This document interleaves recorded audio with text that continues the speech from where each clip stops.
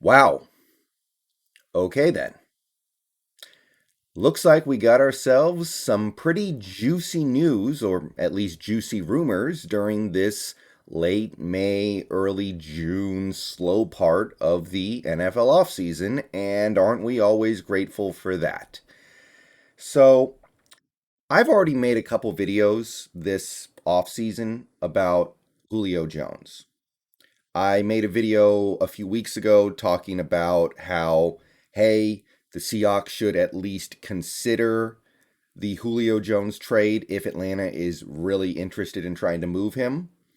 Now, my interest in trading for Julio died down significantly after the draft when we picked a receiver with our first pick and then we got two really promising UDFA receivers, but I wasn't completely off of it. I just thought it was no longer a slam dunk fit. And then a week or two ago, I made a video about how it was looking like Julio had good odds to land in the NFC West, either as a member of the Niners or, I guess, the Cardinals. And by the way, the Rams threw their hat into the arena of trading for Julio as well in the last week. So, yeah, that was definitely something to be concerned about. It was definitely worth noting that, hey, Julio may end up on a division rival. But now we have something official linking Julio Jones to the Seahawks, and we got to talk about it.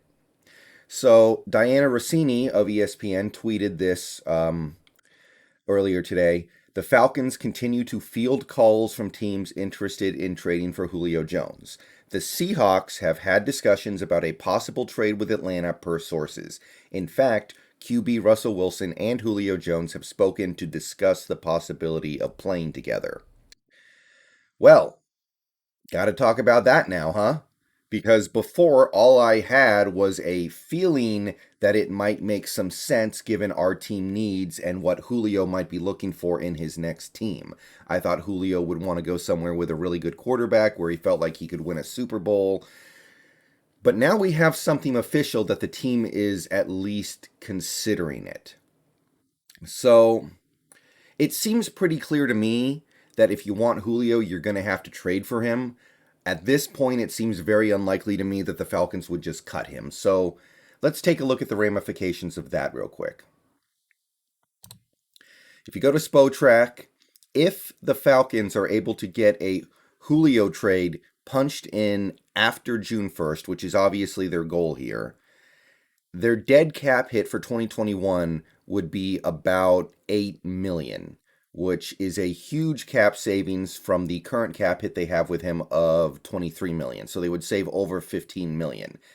Now, it's still not great because you're going to have a cap hit of $15.5 million in 2022, which is still about $4 million less than what it currently is.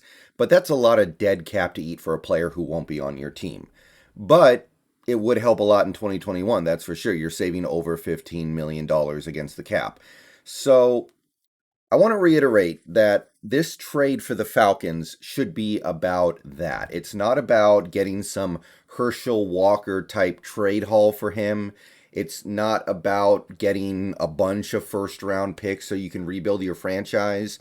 Their goal is to save a lot of money. And if they trade Julio, that's what they will do. So I want to reiterate the fact that you need to be careful about what you give up in a Julio Jones trade. The dude is 32 years old.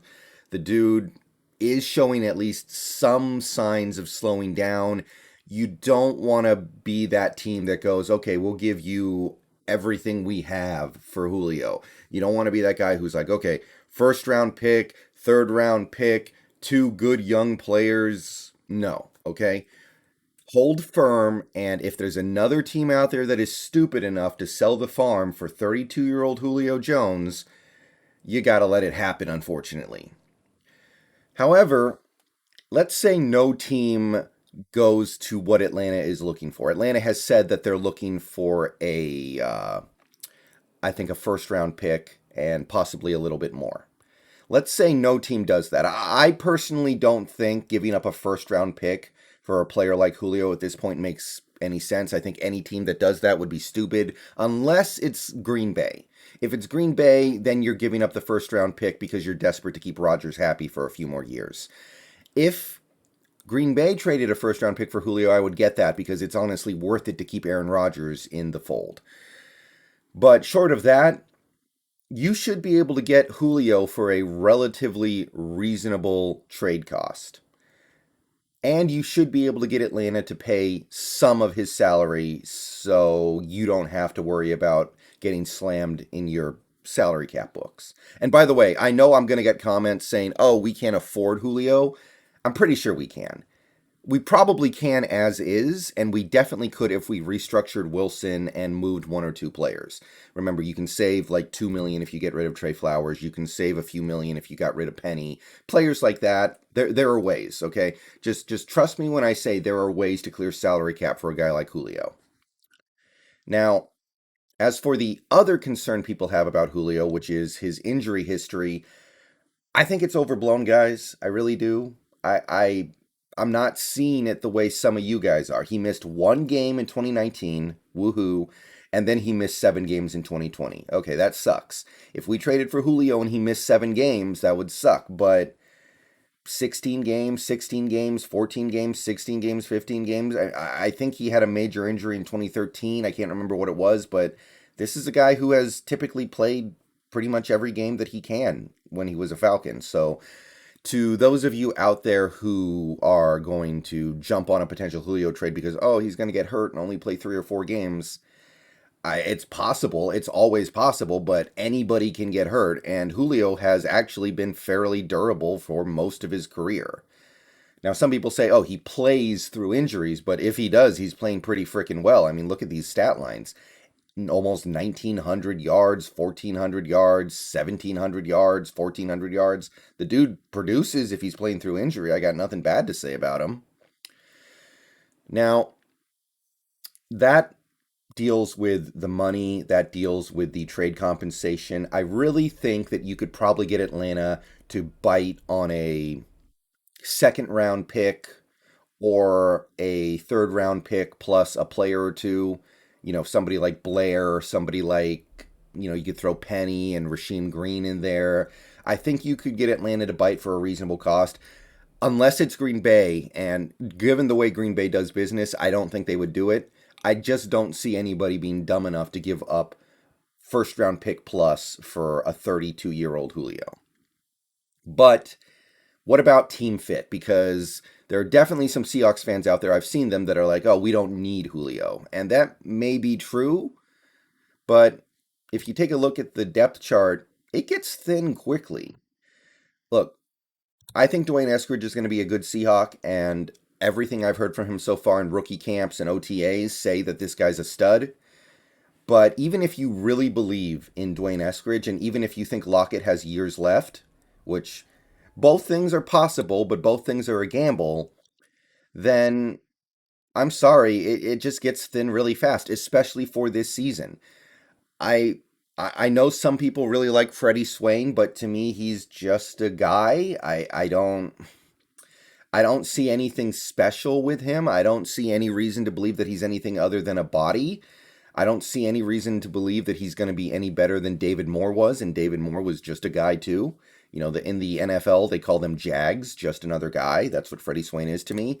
And Tamorrion Terry and Cade Johnson, I like both those guys. Don't get it twisted, but they are probably not going to be ready for 2021. UDFAs usually are not ready to ball out as rookies. We got lucky with guys like Doug Baldwin. I remember he had a great rookie season after being a UDFA, but usually it don't work like that. And I like Aaron Fuller, but it's time to start wondering if it's ever going to happen for him. Penny Hart, yeah, no comment. Yeah, so we go 3 deep at receiver with guys I actually really like for 2021. Everyone else is either just a guy, and I'm not here to tell you Freddie Swain's terrible, but I think you could do a lot better than him. And then we don't really have anybody who's proven anything or has any good reason to believe they're going to be really good in 2021. So look, Lockett's already showing signs of slowing down to me. I know he had 100 catches last year, but I'm seeing him start to struggle to get open. I'm seeing him start to drop more passes. it's fair to start wondering if his value to the team might eventually be just because of familiarity with Wilson and not because of his actual on field ability to get open or burn anybody or break tackles or anything like that. And we can't really survive a single wide receiver injury. One guy goes down, we're in trouble.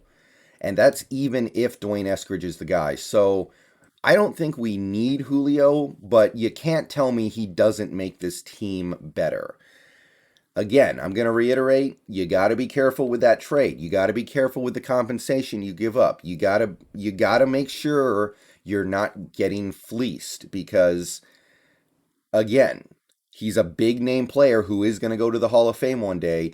There is a chance some team out there is going to overpay for him because, ooh, it's Julio Jones. He made All Pro a couple years ago. And if that happens, you do got to let it happen. But if you can get, like I said, second round pick or third round pick plus a player or two, make it happen.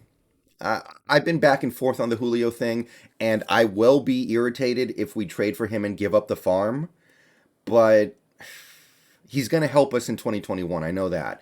And for a team that is trying to win the Super Bowl in 2021, you got to go for it. All right. That's what I got about the Julio trade. We have concrete evidence that the team is at least interested.